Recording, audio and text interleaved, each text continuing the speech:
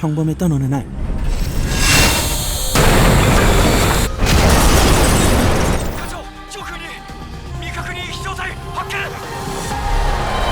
엄청난 크기의 비행체.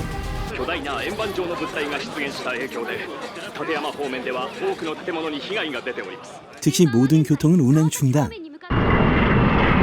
오키나와에서 급한 미군이 공격에 들어갑니다.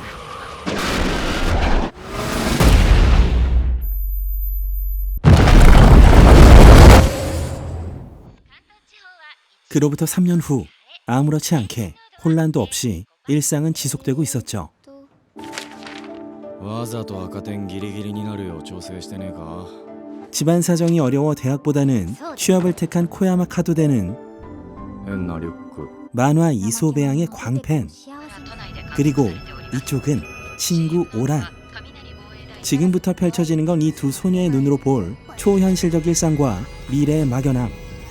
あの夏あれが現れた時から大人の偉い人たちは何もかもが変わってしまったと言っていたけれど、でもそれはそれで一つの幸せだったんだと今となってはそう思います。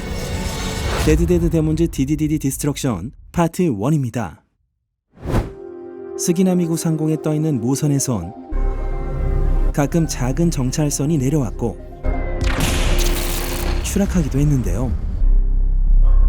搭乗員はおらず自動運転であったとのことです。 잽싸게 누군가 흔적을 싹 정리하는 패턴 이어집니다. 搭乗員と思われる遺体は米軍が回収しました。 말로는 공동 연구라지만 정보를 독점하고 늘 뭔가를 회수해가는 건 미군 측. 일본 정부로선 불만이 있을 수밖에 없습니다. 모함이 나타난 지 3년째. 가끔 정찰선이 내려오는 것 빼곤 공격이 전혀 없어 이들의 목적을 알 수 없었죠. 한편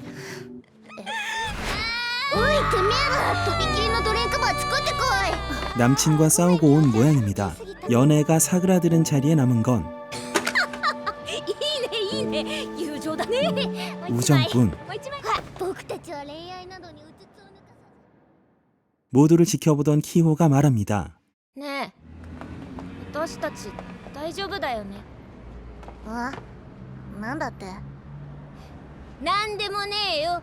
우정이 장렬하던 그날 밤 시부야 상공에 중형 비행체가 출현했고 일본 정부는 더 강한 수위의 군사 대응에 돌입하는데요. じゃあまた明日な。おう。今日の失恋話はいまいちだったから明日までに誰かに振られといてください。送電開始。 停電？ 2、1、発射。 그 일상을 뒤흔드는 사건이 시작됩니다. 富士7式のグリーンレイにより敵中型船の一部の破壊を確認。 이후 육상자위대가 침략자 수색에 돌입하죠. 그리고 今までに確認されている死者は35名。東京都武蔵野市の本田喜八郎さん75歳。同じく杉並区栗原紀穂さん18歳。 키호가 사망했습니다.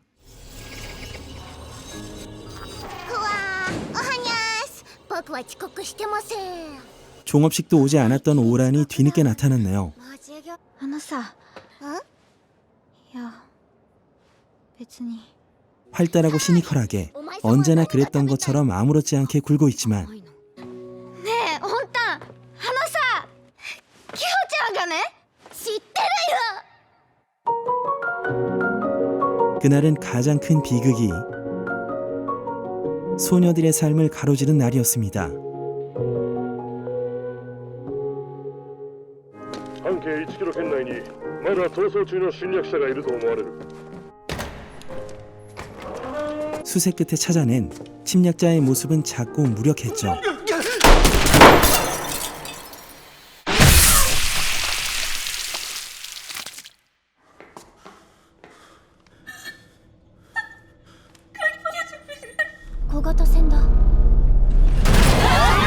본 적 없는 거대 중형선이 수많은 정찰선을 동반하고 이동하자 더욱 강한 병기, 직인 다이바를 조준하는 일본 정부.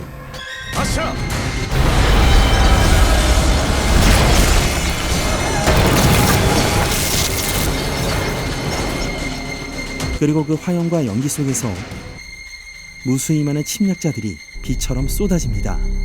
3月の終わり、私たちといったら洋服のセールや新作ゲームの発売日やこれから始まる大学生活ばかりが気がかりでした。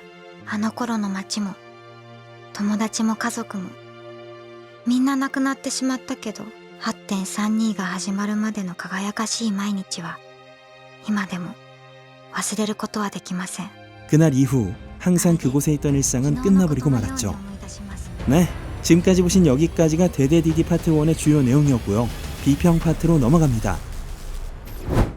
데데디디는 아사노 이니오의 동명의 만화를 원작으로 한 극장판 애니메이션으로, 아사노 이니오는 소란인, 오야스미 푼푼 등 청년과 청소년들의 복잡 미묘한 감정선을 묘사하는데 탁월한 작가인데요. 데데디디가 평단의 호평과 두텁게 형성된 팬덤을 기반으로 애니화에 돌입해서 일본 현지에서 극장판 파트 1이 공개된 것이 2024년 3월, 파트 2가 공개된 것이 5월입니다. 이후 9월에 전 18화 시리즈가 발표되고 12월에 발매가 되었는데요. 토탈 6시간 분량의 애니메이션을 4시간으로 압축해 파트 1, 2로 나눈 것이 극장판이며, 시리즈와 극장판은 전개와 엔딩이 좀 다릅니다.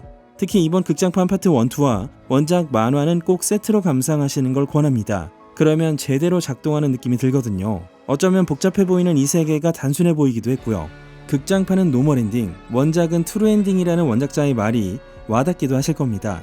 일단 전 아사노 이니오의 그림이 움직이는 것만으로도 높은 평가를 하고 싶은데요. 표현 기법이 상당히 섬세하고 묘사력이 압도적인 데다 그렇게 묘사된 일상을 점진적으로 축적해서 인물의 감정선 변화를 다루기 때문에 그만큼 강한 공감을 끌어올리지만, 러닝타임에 한계가 있는 극장판이라면 얘기가 달라집니다.